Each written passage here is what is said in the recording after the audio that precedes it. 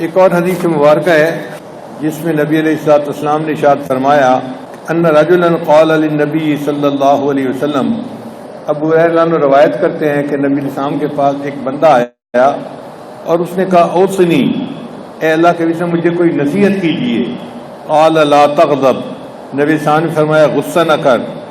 فردد مرارا، اس نے بار بار پوچھا اللہ کے حبیب مجھے کوئی اور نصیحت کیجیے، تو نبی علیہ السلام نے فرمایا لا تغضب، غصہ نہ کر، غصہ نہ کر، غصہ نہ کر۔ اب یہ غصہ ایک فطری چیز ہے اور اس کا آنا اچھی چیز ہے، اسی کی وجہ سے انسان اپنی عزت کی حفاظت بھی کرتا ہے اور انسان اپنے دین کی بھی حفاظت کرتا ہے۔ اگر بالکل ہی ختم ہو جائے تو انسان بغیرت بن جاتا ہے۔ جیسے وہ شاعر نے کہا تھا نا، خدا کے فضل سے میاں بیوی دونوں مہذب ہیں، انہیں غصہ نہیں آتا انہیں غیرت نہیں آتی۔ یہ غصہ ہی ہے جو بندے کو خود جو ہے نیکی کے اوپر رکھتا ہے اور بے حیائی اور بے شرمی کے کاموں سے روکتا ہے، مگر بے جا غصہ یہ بری چیز ہے۔ ایک مرتبہ نبی علیہ السلام نے پوچھا کہ پہلوان کس کو کہتے ہیں؟ صحابہ نے کہا اللہ کے وسلم جو دوسرے کو پچھاڑ دے، تو نبی علیہ السلام نے فرمایا نہیں، جو اپنے غصے پہ قابو پا لے وہ پہلوان ہوتا ہے۔ یعنی غصہ آئے تو بندہ غصے میں آپے سے باہر نہ ہو جائے بلکہ غصے کا کنٹرول رکھے۔ اب ہوتا کیا ہے کہ ہم لوگ غصے میں اپنے آپ سے باہر ہو جاتے ہیں، ہماری عقل پہ پردہ پڑ جاتا ہے، پھر زبان سے گالیاں نکلنی شروع ہو جاتی ہیں، ہاتھ چلنے شروع ہو جاتے ہیں،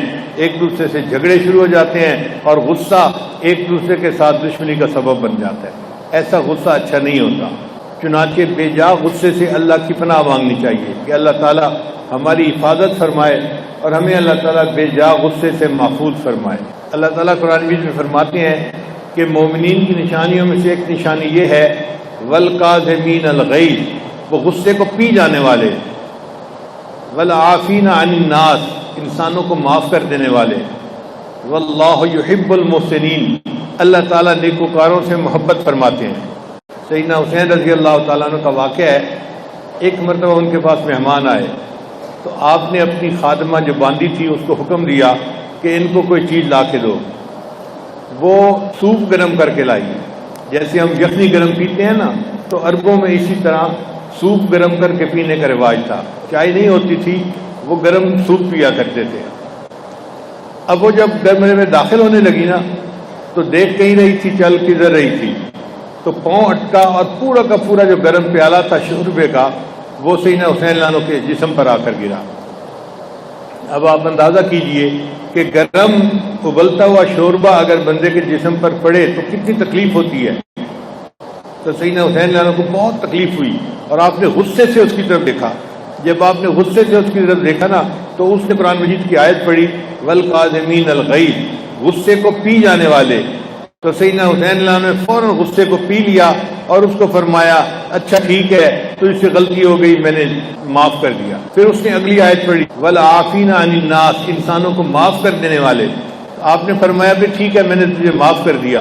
اس نے پڑھا واللہ یحب المحسنین، اللہ تعالیٰ نیکوکاروں سے محبت کرتے ہیں۔ آپ نے فرمایا میں نے تجھے اللہ کے راستے میں آزاد کر دیا۔ تو ان کا غصہ اس طرح ان کے قابو میں ہوتا تھا، غصہ ان کو بے قابو نہیں کرتا تھا، وہ غصے کے حالت میں بھی اپنے عقل و ہوش میں رہتے تھے۔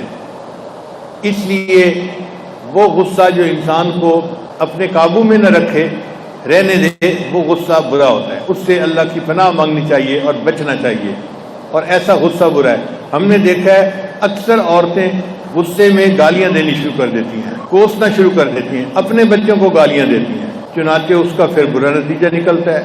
بہت ساری بہنیں ایسی ہیں ان کے بھائی ان کو تنگ کرتے ہیں اور وہ غصے میں گالیاں دیتی ہیں، اور بعد میں جب بھائی برباد ہوتا ہے یا اس کے جو ہے وہ مستقبل خراب ہوتا ہے تو وہی بہنیں بیٹھی رو رہی ہوتی ہیں اور جی ہمارے لیے دعا کرو، ہمارے بھائی کا کام برباد ہو گیا۔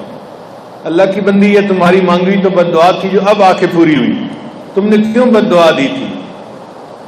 پھر پتہ کیا کہتی ہیں، اور جی میں نے کوئی دل سے تھوڑا بد دعا دی تھی، بھئی دل سے دی تھی یا پھیپڑے سے دی تھی، زبان سے تو الفاظ نکلے تھے نا، اور لکھے تو گئے تھے کہ آپ نے یہ الفاظ کہے۔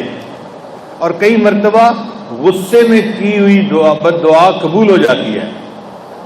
چنانچہ میں آپ کو ایک عجیب واقعہ سناؤں کہ حرم شریف کے ایک بڑے مشہور امام ہیں قاری سدیس، وہ سب اماموں کے بڑے امام ہیں، وہ مکہ مدینہ کے بھی بڑے امام ہیں اور مدینہ طیبہ کے بھی بڑے امام وہی ہیں، یعنی دونوں حرمین کے بڑے ائمہ میں وہ بڑے امام وہ ہیں، اور بہت اچھا قرآن پڑھتے ہیں، اللہ ان کو جزائے خیر عطا فرمائے۔ انہوں نے اپنا واقعہ سنایا، کہنے لگے کہ میں بچپن میں بہت شرارتی ہوتا تھا اور بہت تنگ کر دیتا تھا لوگوں کو۔ ایک دفعہ ہمارے گھر میں مہمان آئے تو میری والدہ نے ان کے لیے دال بنائی، جیسے دال چاول ملا کے کھاتے ہیں۔ کہنے لگے کہ دال بن کے پڑی ہوئی تھی، مجھے کیا شرارت سوجی، میں نے ریت کی ایک مٹھی بھری اور میں نے دال کی ہنڈیا میں ڈال دی۔ اب جب مہمانوں کے کھانے کا وقت آیا تو دال کے اندر ریت، تو سب مہمان بڑا پریشان، گھر والے اس سے زیادہ پریشان۔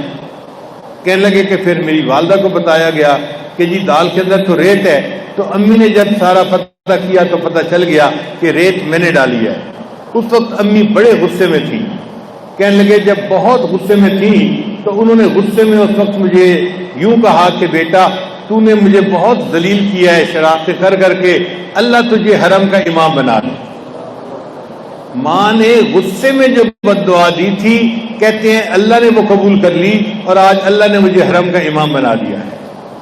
تو آپ سوچئے اگر ماں کی غصے کی بد دعا بھی قبول ہو جاتی ہے تو خوشی کی دعا کیسے قبول ہوتی ہوگی؟ اس لیے غصے میں انسان اگر کوئی بات کرے بھی صحیح تو بھی اچھی بات کرے، بری بات نہ کرے۔